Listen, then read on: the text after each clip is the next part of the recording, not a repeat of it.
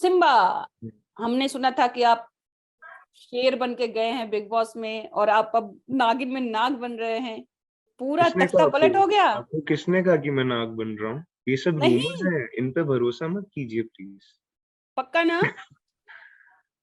अभी तक मुझे तो ऐसा कुछ नहीं पता कि मैं नाग बना हूं, तो पता नहीं लोगों को कैसे पता चला है।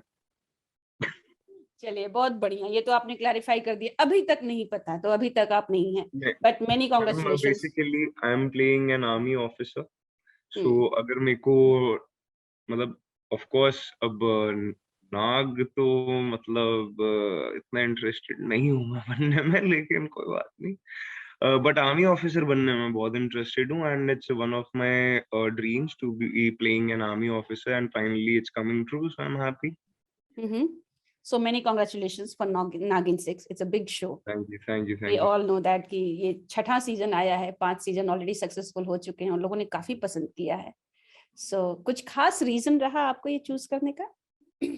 जी, जैसे कि मैंने आपको बताया कि जो मेरा किरदार है वो एक आर्मी ऑफिसर का है, और जब मैंने उस कैरेक्टर के बारे में सुना, उसके बारे में मैंने डायलॉग्स पढ़े, फिर मैंने स्क्रिप्ट का स्क्रीन प्ले पढ़ा, and I fell in love with the script, and especially my character, I fell in love with it, and there was no second thoughts, and I was like, I just want to do it.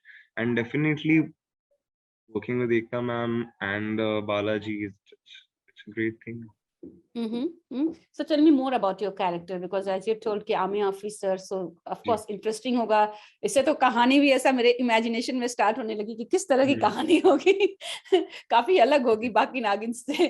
वो उस बात की मैं guarantee दे सकता हूँ आपको। हम्म। क्योंकि कहानी वाकई में बहुत ज्यादा डिफरेंट है इस बार, एंड बहुत ही ज्यादा रियलिज्म और रियलिटी पे फोकस किया गया इस बार, एंड जो हमारी रियल सिचुएशन चल रही है उसी से इंस्पायर होके हमने कहानी लिखी। It's not Covid, but it's been inspired from the Mahamari thing, and the way it's written, it's beautiful.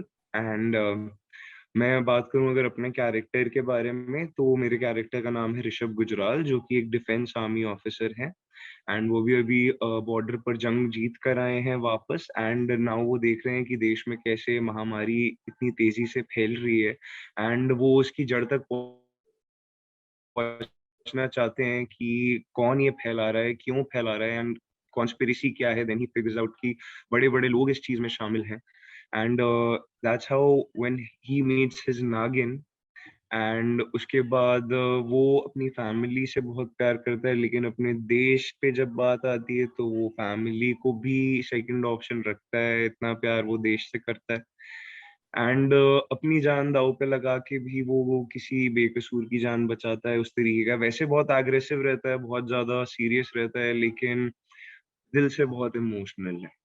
Okay, okay. इसके लिए और कुछ भी खास? और भी जी। और भी शेड्स देखने को आपको मिलेंगे, लेकिन उसके लिए आपको फिर सीरियल देखना पड़ेगा। वो तो 100% देखना है, उसमें डाउट किधर है? जी। आपका लुक क्या कहता है? आर्मी वाला तो लुक हम वी कैन इमेजिन, बट इसके अलावा सिम्बा ने क्या क्या खास बदलाव देखने को मिलेंगे हमें सिम्बा के लुक में? ये talking just about the look या ओवरऑल बताऊं मैं? बताइए प्लीज। हम्म, तो अगर मैं लुक की बात करूं तो डेफिनेटली, सो फिजिकल एस्पेक्ट की अगर मैं बात करूं तो मैंने काफी ज्यादा होमवर्क किया इस पे। अपने फेवरेट एक्टर्स को मैंने देखा है, how they have portrayed an army guy. मैंने ओके। रियल आर्मी गाइस के इंटरव्यूज देखे हैं, मैंने रियल आर्मी लोगों से बात किया है, how they talk, how they are in real life, what do they think about this script, how would have they reacted in such a scene. तो ये सब चीजें मैंने उनसे बहुत डिस्कस की है। I am working on my voice also at the same time, plus I have packed up 5 kgs of muscle mass to look more huge, because okay. army officers, I like broad army officers, एकदम जो चौड़े हो, एकदम छाती चौड़ी करके आए। So in that zone, I have gained a few pounds of muscle, and उसके बाद अगर मैं अपनी आवाज की बात करूं तो वॉइस मॉड्यूलेशन रहेगा उसके अंदर काफी हद तक, एंड जो बॉडी लैंग्वेज है उस पे काफी ज्यादा वर्क किया है मैंने। मैंने देखा है कि फौजी किस तरीके से खड़ा होता है, किस तरीके से चलता है, किस तरीके से भागता है। तो जिस तरीके से मैं भागता हूँ सीरियल में, मैं उस तरीके से नहीं भाग रहा हूँ, मैं हम्म। एकदम अलग वे में भाग रहा हूँ, एंड बहुत सारा चेंजेस देखने को मिलेंगे उसके अंदर, एंड लुक के अंदर आई एम प्लानिंग कि थोड़ा सा I will keep it rough only. Okay, it's gonna okay. Be like really rough, चाहे वो बोलना हो या चाहे दिखना हो या सब कुछ हो, इट्स गोना बी रफ। इसका मतलब जिस तरह से आपने मुझे बताया तो थोड़े टाइम काफ़ी दिनों से इस पे रिसर्च चल रहा था आपका? जी, बिल्कुल, बिल्कुल। इट्स बीन ऑलमोस्ट 2 मंथ्स तब से मैं रिसर्च कर रहा हूँ। Okay, okay. और इसमें देखें तो बिग बॉस की पूरी टीम आ गई है, तेजस्वी आ गई हैं, वो तो ट्रॉफी भी लेकर आई, साथ में नागिन जी, भी बन जी, गई है, महक अभी नहीं बिल्कुल, लेकिन पहले जा चुकी है बिग बॉस में। सो एक बिल्कुल। अच्छा खासा कॉम्बिनेशन दिख रहा है आप लोगों का। जी। सो कैसा रहा एक्सपीरियंस अब तक का शूट करने का एंड एवरीथिंग? जी बहुत मज़ा आ रहा है, मेहनत बहुत लग रही है, बहुत ज़्यादा जान दे रहे हैं, बहुत ज़्यादा एफर्ट्स दे रहे हैं सभी लोग। बात करूँ मैं तेजस्वी की, महक की, तो वो भी बहुत मेहनती हैं एंड बहुत ही ज़्यादा पैशनेट है। इनफैक्ट तेजस्वी को देख के I have been really inspired that after being a girl she is doing all of those stunts जो कि वो कर रही हैं अभी, वो भी बिना हार्नेस के, बिना किसी चीज़ की। मतलब it's like inspiring for even men, men should look up to her in that manner. So या तो बहुत मज़ा आ रहा है एंड रही बात बॉन्ड की, तो अभी तक Teja was my friend, I have spoken to her as a friend, लेकिन अभी when I am seeing Teja the actor तो I am loving her even more. Okay, okay.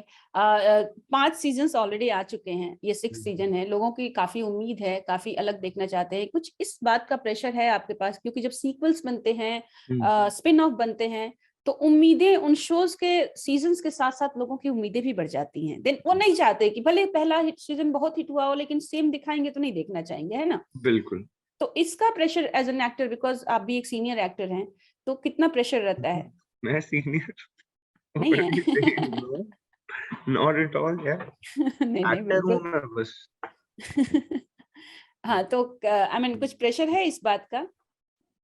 नहीं, इस बात का कोई प्रेशर नहीं है, लेकिन हाँ, I definitely know that it's a big show and I feel the responsibility on my shoulders and I know that I have to perform, but it's like कि प्रेशर नहीं है, just I am just aware कि yes, I have to do this and I have enough confidence that I'll be able to pull it off and I'm gonna give it my 100%. Okay. तेजस्वी आपकी friend है, big boss की trophy I है, आप भी big boss में थे। How is your journey? I mean after big boss, before big boss, do you see any changes kind of in your personality, in your career growth kind of? जी, definitely यार, I believe कि आपको life का हर एक experience बहुत कुछ सिखाता है एंड बिग बॉस ने भी मुझे ऐसी कई सारी बातें समझाई हैं।